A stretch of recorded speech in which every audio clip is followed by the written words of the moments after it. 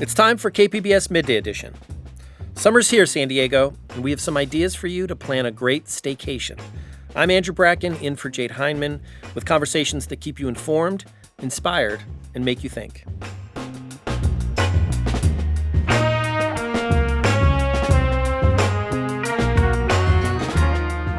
What better place to have a staycation than in America's finest city? A staycation doesn't have to be a compromise or a lesser than trip or vacation, especially when you live in one of the hottest tourist destinations in the country. Then, the role adventure plays in making lasting memories. Plus, for those of us taking a trip, we have some tips on how to travel with kids. That's ahead on Midday Edition.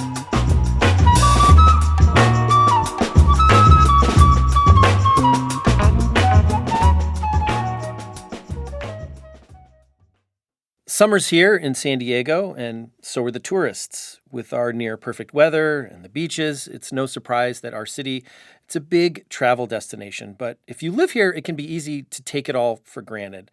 And that's where the staycation comes in. And San Diego has a whole lot of options to do that, but where do you start?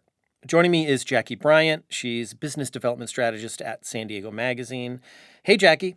Hi, thanks for having me. I'm excited to be here. Yeah, welcome back to Midday Edition. So you are actually sort of on vacation right now, but we're going to talk staycations in San Diego. So what do you think are some of the key ingredients that make for a good staycation?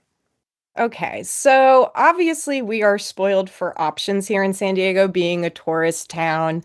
There is no shortage of nice places to stay and things of that nature. I do feel like, though, some parts of the county are a little bit obscure to San Diegans. They don't get out and explore too much beyond the coast or beyond what they like to do. So I would say, like, the ingredients that are necessary is you need beach or mountain. I feel like you have to have one Hmm. of or the other or a city. So it's maybe one of three things: beach, mountain, or city, and then you can kind of branch out from there. I don't think any hotel is getting away these days with lackluster dining and drinking options. I think now it's pretty much required that a hotel has to have an exemplary restaurant and very good bar service.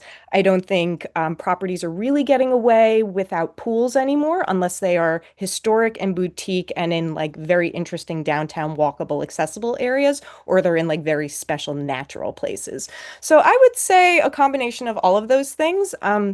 And I think as San Diego's dining reputation just continues to improve and climb nationally, that that element is going to be very important, whether there's a good restaurant in the hotel or it's surrounded by them or it's in like a very buzzy restaurant neighborhood or part of town. I think that that's going to be the cinch for a lot of staycation travelers because food and drink tourism these days is actually one of the biggest reasons people are coming to San Diego, and it's also one of the biggest reasons people seek out certain destinations for traveling all across the world. It's like a huge part of travel tourism these days. So I think that that's kind of the required element, and I think those elements with good buzzy design and a really nice outdoor situation like a pool, that's what's going to drive people in. You know, you mentioned the role hotels are playing in San Diego culture and it's kind of the role it plays in staycations. And KPBS Midday Edition producer Ash and I were just kind of talking about, how you define what a staycation is. I mean, do you consider it a staycation if I just sleep in my own bed? How important do you feel, staying Hmm. somewhere else, getting out of your daily routine is important to really have, a fruitful staycation? It's a really good question. I actually think an overnight stay is probably required. We live in a really, really beautiful place with excellent weather. I mean, even me, I live by College area. I got a nice little backyard. I got a little hot tub back there. I mean, I think about it sometimes. I'm like, I have a very modest house, but it would be a really nice Airbnb if someone stayed here just by the virtue of San Diego being a very nice place. So I'm going to suggest that just by virtue of us living in this beautiful, nice place, you got to get out of your house to make it a real staycation. And I think because it is such a tourist town, there's so many options of really great places to stay that if you can afford it and make it work, why wouldn't you? Also, a lot of places around town will offer local rates or they will offer special deals and incentives for locals because they do want us to come in.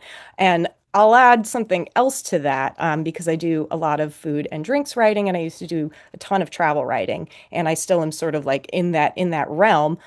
one of the biggest like trends in bar culture right now is actually the hotel bar. And that's because hotel properties want to anchor themselves in their local communities. I think everyone got spooked by COVID when travelers stopped coming to places, and so they realized they needed to make these properties a little bit more sustainable and cater to locals more. So that's why you have, again, hotels doing more and more better bar and dining options. So I think you got to get out and do it and stay overnight. I don't think you can call it a vacation if you're not getting out of your house. Otherwise, it's just a nice day outing. Right, which can be fun too, but it's not the full staycation experience. Yeah, okay. Yeah. So, let's talk more about some of these hotels, some of these staycation ideas. I mean, what tops your list? So North County is kind of the place to be right now. I keep going back to food, but again, it's such a big trend and driver in tourism these days that it's impossible not to talk about. I think, the SDTA, San Diego Tourism Authority, would back me up on this. But North County is screaming. Just got a whole bunch of Michelin ads to the Michelin Guide. The food scene is screaming. There's a bunch of cute hotels. I think it's probably the place to be because it's also really kid friendly too. But there's also chic upscale places that don't even allow kids. So on the hotel scene, you've got let's see. You've got the Seabird and Mission Pacific in Oceanside, which I really love because obviously it's oceanfront. You've got rooftop, you've got a lot of dining options. All of the rooms are refreshed and really beautiful, and you have different types of rooms for different types of travelers or local vacationers. And again, that can be kid friendly, that can be just adult friendly, and it's right, situated from the whole main drag of Oceanside, where you can get to South O easily, and then all of, the restaurants on the main drag too. The Clippers recently came back to town, so that's also happening in Oceanside. You've got a bunch of buzzy restaurants like Miranda Wine Bar, Little Fox Cups and Cones. The Jessica and David Waite Wrench and Rodent Empire. I could go on forever, Yeah, honestly. Oceanside is really having its moment, The right? ocean side is Yeah, kind of it. yeah. A little bit down the road in Encinitas, you've got the Inn at Moonlight Beach, which is one of my favorite little hotels. And I think another driver for San Diego hotels is probably spa options. Not every hotel locally has always had them historically, but in the last several years, because I edited and managed San Diego Magazine's spa guide for many years, every year you could see at least 5 to 10 properties shutting their spa for a little bit and redoing them. And that's all been happening since COVID. So you're seeing a lot of new and refreshed spa properties all across the county. And that also dovetails with the national and international trend of wellness tourism. And obviously, San Diego being SoCal, beach, wellness oriented, we're really primed for that. And then one more thing is Coronado. Coronado's super happening right now. There is a new boutique hotel opening that's owned by Consortium Holdings. And the Dell actually unveiled its $550 million refresh, which is incredible. It's renovated a whole bunch of properties, added a Nobu restaurant, added Veranda restaurant. They redid their spa as well, which is actually excellent before. And I can't even imagine how good it's going to be now. So that's obviously a family-friendly place. That's somewhere you can go as a local just to eat dinner and go home.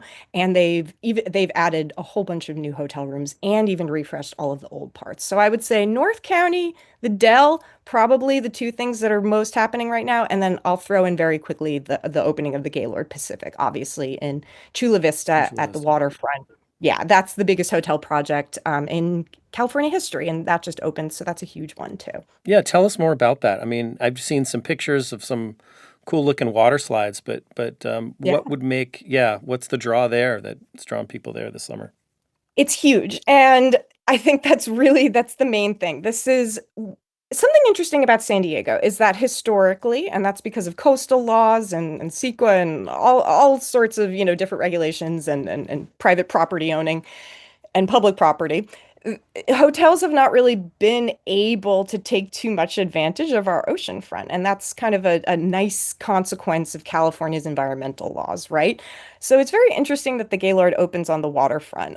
Like the Dell doing its refresh and a couple of other oceanfront properties, you've got You've got Alila Marea up in Encinitas also, which is adults only, but that's also oceanfront. It's kind of this newer trend of widening that access for people in a place where I think people think there's more beach vacation option than there really is, if that makes sense. So the Gaylord's interesting because it is waterfront. It's in Chula Vista, which last time I checked, Chula Vista isn't really a tourism hotbed. So that there are that many hotel rooms in Chula Vista is a huge deal. There are 12 restaurants on site. There's a lazy river, about a zillion pools, all sorts of activities. And so I think the point is to Vegas, like set a Vegas standard in San Diego resorts where people come, they stay at the resort, and they don't actually need a reason to leave. I think that some of the casino models obviously have taken that up. If you go up to Harrah's up in Valley Center, Funner, I guess it's technically called. That's a one-stop shop that you never have to leave. Adults like that, kids also really like that. So it's really good for families. So I think the Gaylord is kind of that Vegas style resort, but more family oriented, and that makes more sense for San Diego. Got it. Yeah. So we've covered some really good options in the south part of the county and in North County. Let's move into San Diego and to North Park. We reached out to our newsroom here at KPBS to get their staycation ideas, and our senior producer at Evening Edition, Kim Swain, suggested the Lafayette Hotel in North Park. You know, that's something you mentioned the Dell and their reopening from their remodel. The Lafayette went through a pretty remarkable remodel as well recently, right? It did about 2 years ago, and I actually covered that for San Diego Magazine as well. I wrote about the Dell's refresh, and I also wrote about the Lafayette's refresh. It's incredible. I mean, both of those properties are on the National Historic Register of Historic Properties, so they had to be painstakingly renovated according to historic codes, and everything had to be checked and verified. So it's pretty incredible what the Lafayette has been able to do. Obviously, there's a number of bars and restaurants on site.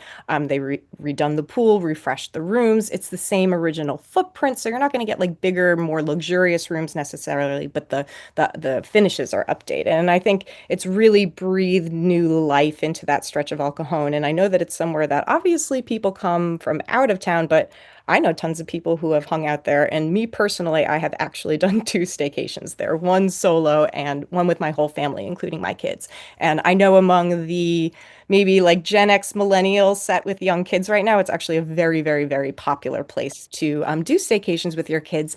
And uh, let me just say that I and maybe some other people have seen Alicia Keys and Swizz Beatz take their own kids for staycations at the Lafayette. So it's celebrity approved. Any other ideas for parents? Because I do think that's something, you know, a lot of parents this time of year are looking for places that's, you know, kid friendly. Definitely. Town and country, I think I love taking my son there. I love going to hang out there. The food is really good. The restaurants are really good. The bar's really nice. The pools are great. It gets a little crowded on weekend. They can oversell those pool passes a little bit, but if you've got a few days or you're able to take a non-weekend day, Town and Country is honestly amazing. A really, really family-friendly spot. All of the resorts in the Bay, in Mission Bay, are also super friendly too. You've got Bahia, which just opened Bianchi, the new pizza spot there, family friendly. You've got the Catamaran. So all of those resorts in Mission Bay, also, a lot of them have undergone refreshes and are super family friendly as well. And then a lot of them you can get these kind of resort passes too, right? Where maybe if you're not staying there, but you can still use the pool and kind of have a good day out. I guess that's more on the day Exactly. trip, right? Yeah, you can totally do that. That's something I've taken advantage from as again a local with young kids, and our summers have been getting pretty hot. It's already really hot. Manchester Grand Hyatt, that's a really good hotel with a very a few kid-friendly pools. I think there's one pool on one level that is exclusively kid only, and they have a very affordable day pass. So does Town and Country, and that also comes with like food and beverage options. There are cabana options, and I would say most resort properties around San Diego County do have some kind of day pass option, and some of them have special local options too. So I think that's the coolest part about taking advantage of our tourist economy here. Personally, we've got a lot of really great pools around. Yeah. I mean, and another, you know, one of the potential benefits of doing a staycation rather than, you know, maybe a big trip is it can be cheaper, right, than traveling somewhere else. So what, you know, do you have any tips for getting the most bang for your buck while in staycation mode in San Diego?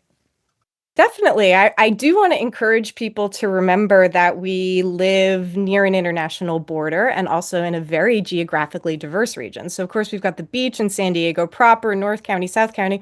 We've got East County where there are mountains, there's deserts, there's the more newly, in the last 2 years, reopened Jacumba Hot Springs Hotel. For example, you could go out a little bit further to Borrego Springs. I think that still kind of counts as a staycation. If it's within a 2 hour drive, I think it counts as a staycation. I'm gonna set that for The 2 hour limit? Californians. Yeah. That's what I'm kind of thinking. Just because California is so big and expansive and we can go a lot of places, let's say 2 hours. So I want to encourage people to get curious about your own backyard. I was a travel writer professionally. That was my main income for many, many, many years. And I was sidelined from that once COVID hit. And so I had to quickly think, like, how do you make it as a travel writer when you can't travel or actually go anywhere? And the answer is to get curious about your hometown and where you live. And it turns out that I guarantee this is true for everybody. There is so much that you don't even know about, and that is unturned, and different corners of the county you haven't even thought of. Like there's a little like a roadside motel up in near Valley Center, near a lot of the Native American reservations called Lazy H Ranch, and that has like a big oak tree, live oak tree going through its bar. Bill Murray pops in sometimes when he's in town, and they've got like an incredible killer steak and strawberry shortcake, for example. So there's just all these little roadside spots. You go driving through Pine Valley, something like that. Again, you end up in Jacumba Hot Springs. So just remember there's a lot more to do outside of the city and that it's a tourist place for a reason. There's so much to explore. So I would really inspire people to look within our own backyard even before going out because a staycation doesn't have to be a compromise or a lesser than trip or vacation, especially when you live in one of the hottest tourist destinations in the country. It's kind of a boon, actually. We're very lucky that we get to do this. Well, this has been great, Jackie. Thanks for, throwing these ideas out there. I think the challenge for a lot of us is, you just get stuck in your day-to-day routines. You have your favorite taco shop. I don't know. Sometimes it's And like I hard said, to. it's nice here. Like my backyard is actually It's really not a bad nice. place to be. Yeah, yeah. Yeah, like why would I go? But yeah, just a change of scenery and also just I love the romanticism of seeing where you live through other eyes and through another perspective, right? I think that can breathe a little life into all of us. Absolutely. I've been speaking with Jackie Bryant. She's business development strategist at San Diego Magazine. Jackie, thanks so much. Thank you.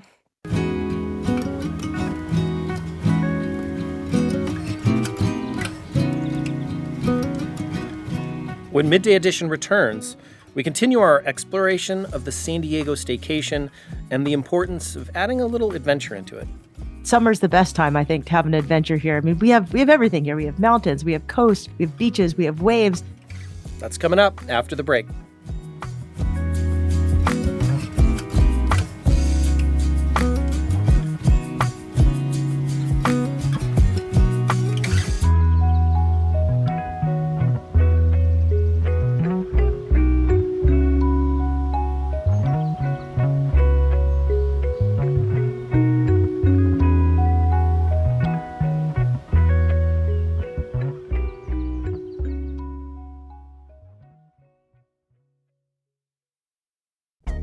Now on the finest podcast, the NPR Tiny Desk Contest, we bring you the history of the concert series and the competition and hear from artists behind our favorite local entries. We're just very tired of hearing music that doesn't represent the people or is very nonsense or just dumbing people down.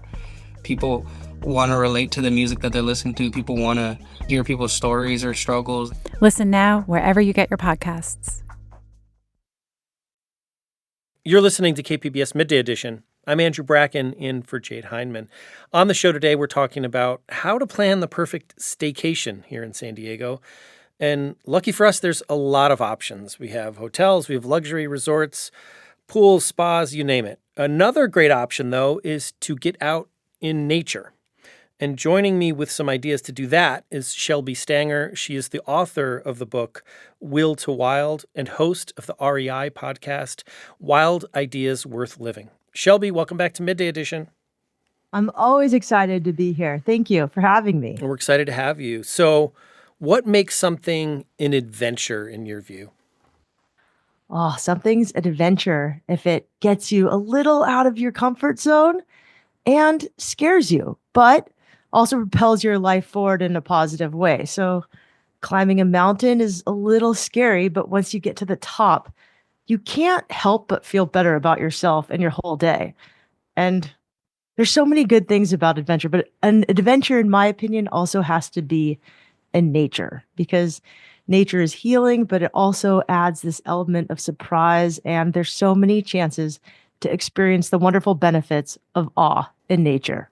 So interesting. I mean, you mentioned nature, but also pushing yourself. Why do you think that's such an important, element of adventure? So I think adventure has the ability to help us build courage. And then we take that courage with us to the rest of our everyday lives. And it's not an adventure unless it is a little scary. Like all of us can go out to a restaurant, right? That's just normal. But if it's a new restaurant that maybe serves a food that we're not necessarily accustomed to or gets us a little bit out of our daily routine, well, that can be an adventure. It can be a small adventure, but I'm Definitely. interested in the adventures that happen mostly in the wild. Yeah. So let's talk about, here in San Diego, what makes this, our region such a great place for outdoor discovery and adventures. Probably because San Diego has so much geological wonders and places to have adventure, and the weather is good pretty much all year long. Summer's the best time, I think, to have an adventure here. I mean, we have everything here. We have mountains, we have coast, we have beaches, we have waves, and it's really easy to be adventurous here because there's coffee shops and really good food and tacos pretty much within like a quarter mile of anywhere you go of a good adventure. All right. So, off the top of my head, when I think of outdoor staycations, I, camping comes to mind. What are some of your favorite spots to camp in San Diego? I've recently discovered this place called Hip Camp, and I really like it because it offers alternative camping sites. So it's tricky sometimes to book. I love San Elijo campgrounds, Cardiff State Campground. I also like Carlsbad State Campground. It's really fun to camp on the beach. If you're in Cardiff, you can just walk across the street to Seaside Market, get all of your food, go to Rose Hill for your coffee, get VG's donuts, surf out front. I mean, it couldn't be an easier place to camp. However, not always easy to get a campsite. Hip Camp lets you camp on these alternative sites. So it's often people with extra land in the back of their yard. And sometimes they have llamas and goats. And I once stayed at a hip camp site that was like a converted castle. It was in Joshua Oh, Tree, so it wasn't necessarily directly in San Diego, but it was right outside. And there's just a lot of other places to camp. You can camp on people's farms in Ramona. You can camp on people's farms in Vista. So that's one cool place to go. But obviously, I love the beach places. I also have booked Airbnbs in Idlewild, Julian, and Palomar Mountain. If you can get a campsite in Palomar Mountain, okay, that would probably be one of my favorite places to camp. for you, what makes a great place to camp? Well, I guess it's twofold. One, I like to surf. So if I can surf right out front, that's great. Cardiff Campground is a little noisy at night. So ideally, you want to camp in like a van. I mean, I don't know. I tent camped there a couple of weeks ago. It wasn't terrible, but it's loud. You might need to bring earplugs depending on where your campsite is. But for me, a great place to camp, ideally, you can see stars. So if you can go to Palomar Mountain or somewhere a little bit inland, maybe the Laguna Mountains. I love camping up in the Laguna Mountains. That's one of my favorite places ever. You can see stars at night and it's quiet. That makes a great campsite. Ideally, if you can be near some body of water, that also is just a huge bonus. The last thing is I really like to make s'mores. So ideally, you need to go to a place where you can build a campfire and then make those s'mores at the end of the night because that is like food is a huge part of camping. And to me, s'mores are like the quintessential experience of all camping adventures. You're not camping without s'mores for you. No, I like get really bummed if I can't make s'mores when I'm camping. 2 graham crackers, chocolate, and burnt marshmallows. There's really nothing better than that. I like the way you kind of have offered up a lot of different ideas and different dynamics in camping because I think, for a lot of people, when you think of a staycation, some folks love camping and some people need, definitely lean more towards the glamping side of it. What's your take on glamping or for someone that just, doesn't feel comfortable or wants a little more restful sleep than tent camping?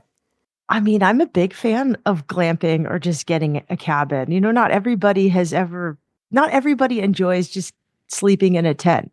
I will say there are these new mattress pads that are incredible that make camping such another level. They make them really comfortable. So if you can invest in a good sleeping pad, do that. But yeah, don't be afraid to book an Airbnb or a cabin. Or there are these glamping sites popping up all over, even in Laguna Mountains. There's a place you can go inside the Laguna Mountains and book these like glamping tents that are already totally decked out for you, and someone will even cook for you if you want. I just want to second your note there on the mattress pad. Having a great mattress pad really can help elevate the camping experience. So I second that. You know, a couple times now you've mentioned the ocean. You've mentioned how important it is to be near water to really experience the outdoors and have, this transformative experience out in nature. I'm wondering if you can share some thoughts on how to get on the water for those that may not regularly do it, may not be, a daily surfer like yourself, but to kind of, find that growth, but looking at water sports and water activities in San Diego. Because there's a lot more than just surfing too, right? Yeah, one of my favorite places to go in all of San Diego is La Jolla Cove. It is one of the most biodiverse places in the country. Next to the next places that are the most biodiverse are all in Hawaii. So there's so many different populations of birds, of fish, of plants. It's incredible. You can start by just going to the cove and literally walking around it. Check out the seals, learn the difference between a seal and a sea lion. There's signs that explain which is which. And you can even go into Sunny Jim's cave. You have to pay to get in, but it's super fun. It's this underground cave underneath the La Jolla Cove. It's been there for years. It's super fun and interesting. But I think that's a great way is just to walk on the water, be above it, put your toes in the sand. La Jolla Cove is like pretty magical. There's not a lot of places like that anywhere. And it's one of my favorite places in San Diego. Yeah, I'll definitely second that. What's your advice for people who just, may feel more comfortable away from nature, maybe enjoy a little bit of more of an urban vibe? How can they still connect with outdoors? I think there's so many great urban hikes in San Diego. Balboa Park is obviously the most obvious one. You can hike around Balboa Park, and I bet you could get 40,000 steps in, no problem. Go to every single museum, go to a ton of coffee shops nearby, find a taco stand. You're going to get your steps in. You're going to get a lot of hiking. Go into the botanical gardens. There's so much to see just around that area. You could pick a city, drive to a city, and just like hike every single street. I think that's a really fun thing to do. There's all these like sauna ice bath places opening up, and those are pretty fun. And they definitely are a pattern interrupter, meaning they get you out of your daily routine. They make your body feel physically different. They change your body chemistry if you get into really extreme hot temperatures or really extreme cold temperatures. And they definitely are an adventure. So there's a place called Breathe Degrees. There's one in Carlsbad. I think there's another one in San Diego. There's pure infrared sauna. There's a place in Encinitas called Clubhouse Encinitas. So those are really fun things to do as well. So urban hiking, or maybe like a cold plunge, an ice bath, or we also have these incredible rock climbing gyms all over San Diego. That's like one way to have an adventure that isn't necessarily outside, but it'll help you build courage. A lot of great options there. So, Shelby, any last hiking recommendations? This is the best place to hike. Torrey Pines, iconic coastal cliffs. You can hike, from the cliffs all the way to the beach, or you could do the glider port hike starting at Black's Beach, go all the way down to the water, and then afterward check out the architecture at the Salk Institute. I think Cabrillo National Monument is one of San Diego's like most underused, amazing places out there. There's tide pools, there's history, there's views. There's so much right there. You can see traces of our Navy and the action that they have right in the San Diego Bay right there. There's Cowles Mountain and Potato Chip Rock. If you want to get an Instagram picture standing on the ledge of a very, very thin piece of rock, go to Potato Chip Rock, which is also at Mount Woodson. There's a little waterfall hike at Los Penasquitos Canyon, which is actually just kind of inland of Del Mar. For the hardest hike in San Diego, there's something called El Cajon Mountain Trail. So obviously train for it. Or if you want something more mellow, you can just go to Cardiff and do the San Elijo Lagoon Coastal Walk. Or for something that looks like you're straight in the middle of Utah in a slot canyon, right in Solana Beach, there's a hike called Annie's Canyon. It's amazing. It's only about a mile and a half to get through there. Kids can do it, adults can do it. Afterwards, you can go get a coffee on Cedros at Lofty Coffee or somewhere fun like that. Or you could just go to Swami's and go walk into the meditation gardens for some incredible peace. It's so beautiful. Afterwards, you can get a coffee at Phil's Coffee or at Godanya or get a matcha or a golden milk there. And then if you want to urban hike, Balboa Park has so many places to hike and explore. So I'd say San Diego is endless. And then at the end of every hike, I really like to reward myself with food. So in San Diego, the good thing is there's a lot of amazing coffee shops and a lot of places that serve incredible tacos. So find the best spot wherever you go afterwards, and you will have an incredible day. So end your hike in San Diego with a coffee and some food and some tacos. I like it. Start your hike with coffee, end it with fish tacos. Perfect. Pretty much anywhere you're guaranteed to find both of those. Shelby Stanger is author of the book Will to Wild and host of the REI podcast, Wild Ideas Worth Living. Shelby, thanks so much for all your great ideas here. Thanks for having me. Get outside.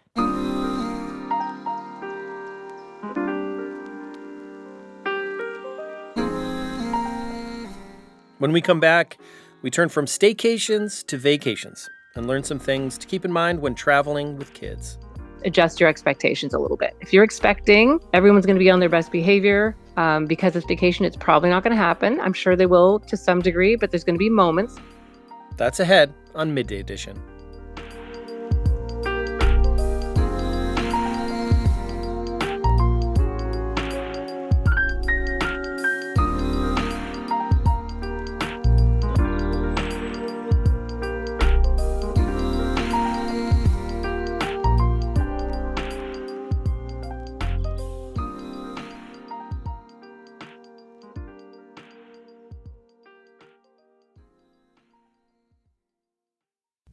Now on the finest podcast, the NPR Tiny Desk Contest, we bring you the history of the concert series and the competition and hear from the artists behind our favorite local entries. Listen now wherever you get your podcasts. Welcome back to KPBS Midday Edition. I'm Andrew Bracken, in for Jade Hindman. Summer is upon us, and that means many of us might be packing our bags and getting ready for vacation. And for those of us with kids, younger kids especially, there can be a lot of things to consider when planning a trip. I'm joined by Jennifer Kalari. She's a child and family therapist and parent coach here in San Diego. Jennifer, welcome back to Midday Edition. Thank you so much. Happy to be here. Well, glad to have you. So, right off the bat, what makes traveling with kids different than traveling with other adults or just going solo? Good point. Okay, so kids have very big feelings. And they can't always control their big feelings, and they don't always fit in their little bodies, although adults can have big feelings too. That can be an issue, and behavior doesn't take a vacation, so it usually comes right along with you. And I think what happens is, we spend a lot of money on vacations, things are expensive, we all have high hopes, we've taken the time off, and when behaviors happen on vacation, it can be really, really upsetting and frustrating for everyone. So with all that in mind, what should parents keep in mind when thinking about traveling with kids? Mm-hmm. So a few things. One, that point first is just adjust your expectations a little bit. If you're expecting everyone's going to be on their best behavior because it's vacation, it's probably not going to happen. I'm sure they will to some degree, but there's going to be moments because kids get hungry and they get tired and transitions can be hard for them and it's difficult sometimes to fall asleep in a new place. So I would say just adjust your expectations a little bit and kind of be ready for that. And that'll help you not be quite so disappointed when the meltdowns happen, because they can still happen on vacation. So that would be the first thing, I think. And the other would be try as much as possible to keep some of the routines in place, like bedtime's the same, meal time's the same. That will help a lot too. The power of familiarity there. I get that Yes. as a parent. Yeah. Obviously the age of the kid matters a lot here when approaching a trip.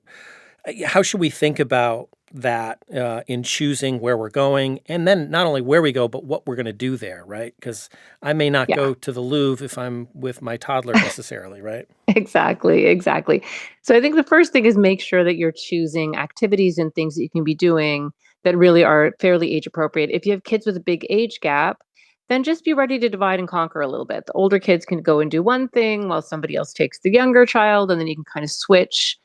Just try to be flexible a little bit. I think that makes a difference. And I think having some kind of schedule, we sometimes like just take kids places and we tell them a little bit about where we're going, but we don't really tell them everything. So sometimes it's really helpful to show them pictures of where they're going so it's familiar to them.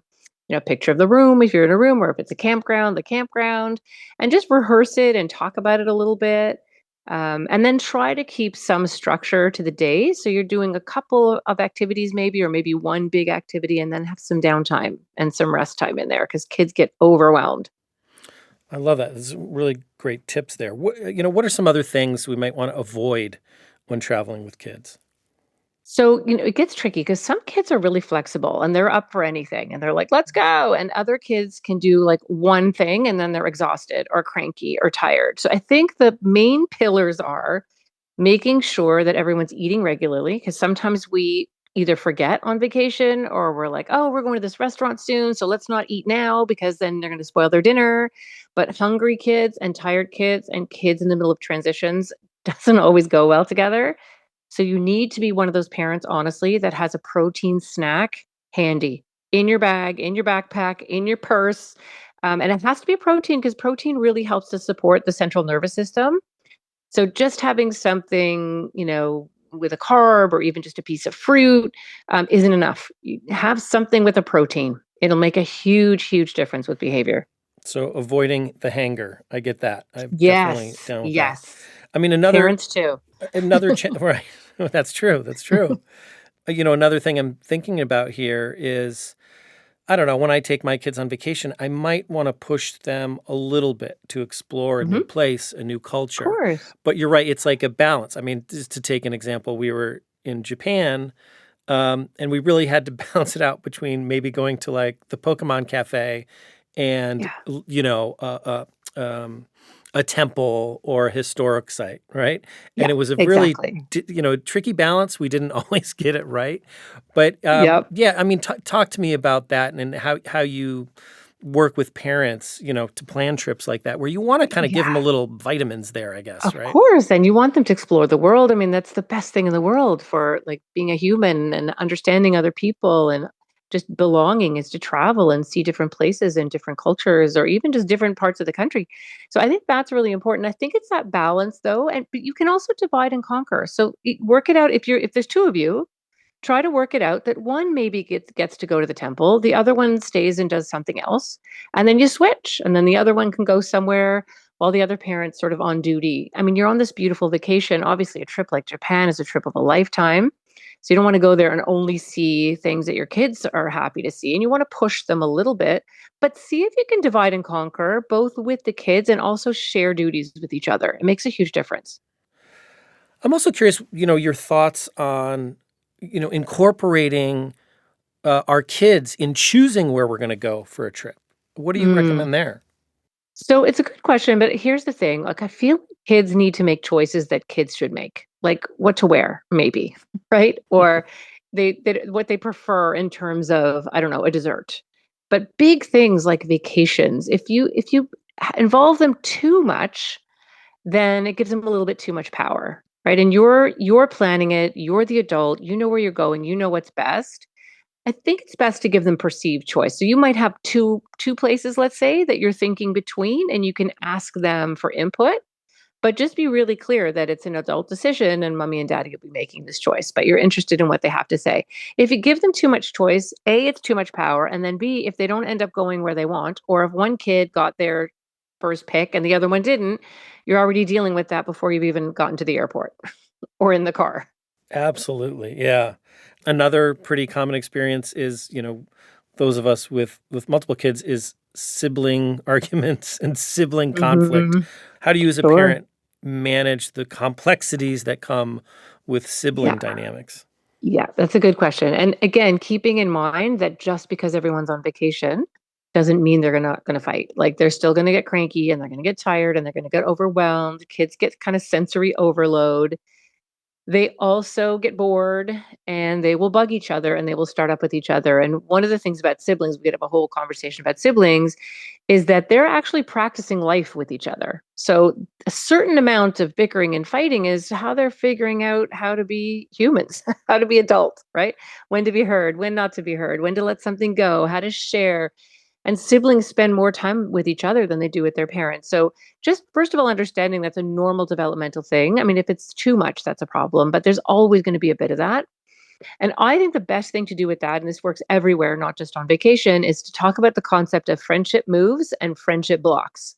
So a friendship move is, hey, do you want to share this with me? Or that's a really nice picture. Or that was a funny joke. Something that's joining, something that's encouraging. A block is, I did that already and you're on my side. And that's, why do you do that? That's lame. That's a friendship block.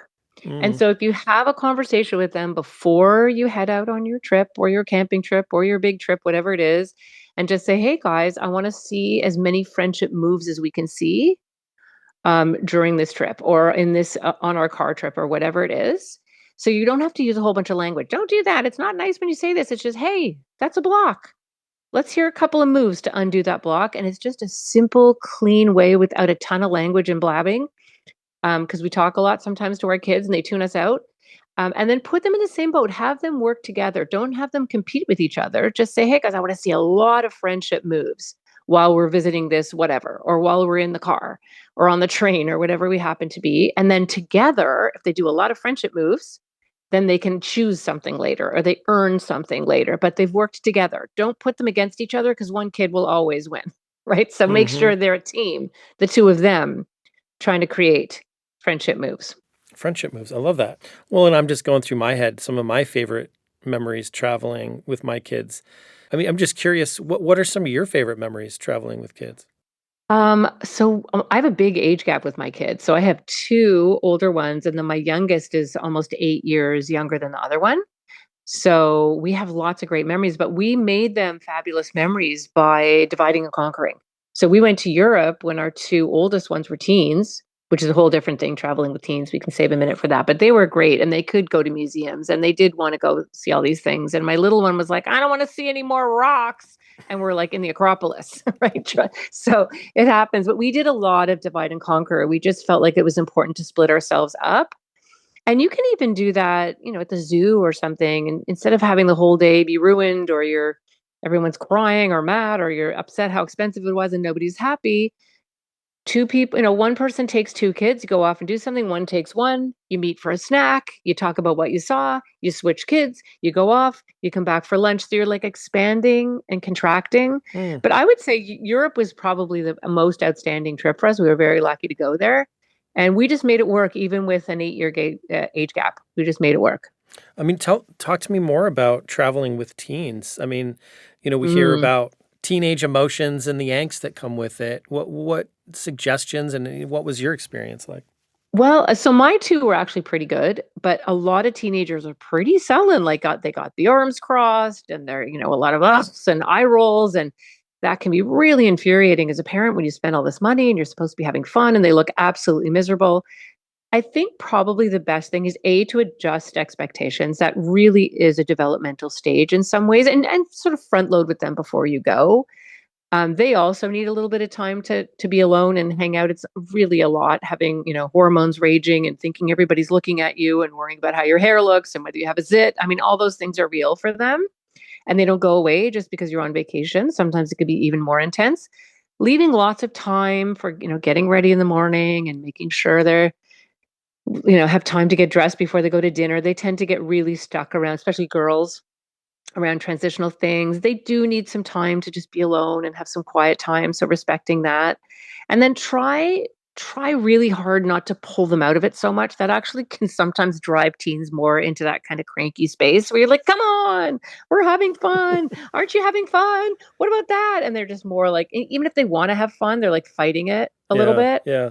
So just kind of like dart in and dart out, try not to overreact too much. And what often happens is if you just relax a little bit and just don't make such a big deal out of it, they'll soften and start joining. And then don't do this. Don't go, oh my God, look who decided to join us and be part of the family. Don't do that. Don't make a 'Cause they're big going to deal go out of right it. back. Yeah. They're going to go right back in their sullen cave. Try to be really kind of relaxed and chill. Just bring it down a notch. It'll make a huge difference. So, speaking of relaxing, which is, a pretty common goal of taking a vacation, how should you preserve your own sense of calm as a parent when traveling with kids, and also making sure it's an enjoyable experience for you as the parent as well? Of course, of course. Well, and part of it is knowing that as a parent, you don't really get to take a vacation. I mean, the ideal kind of vacation is if you're in a place where there's a kids club or there's the activities for the kids to do. That's a dream if you're able to do that, because then the kids are happy. There's people planning their activities and you get to actually read a book or nap or something fabulous like that.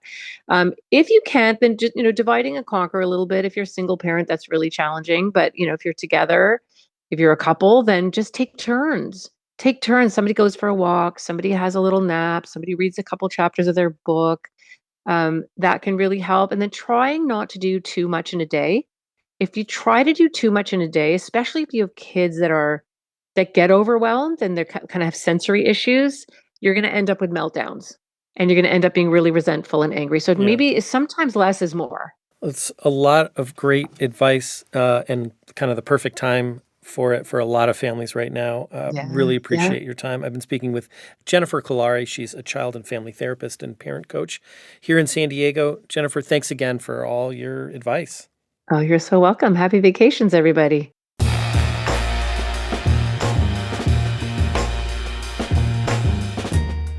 That's our show for today. I'm Andrew Bracken. KPBS Midday Edition airs on KPBS FM weekdays at noon, again at 8 p.m. You can find past episodes at kpbs.org or wherever you listen. Thanks again for listening. Have a great day.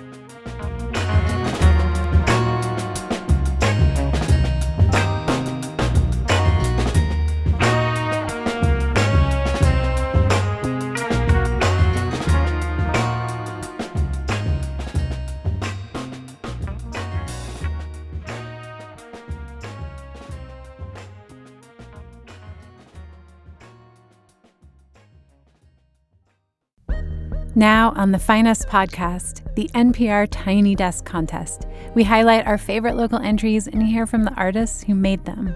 We're just very tired of hearing music that doesn't represent the people or is very nonsense or just dumbing people down. Listen now wherever you get your podcasts.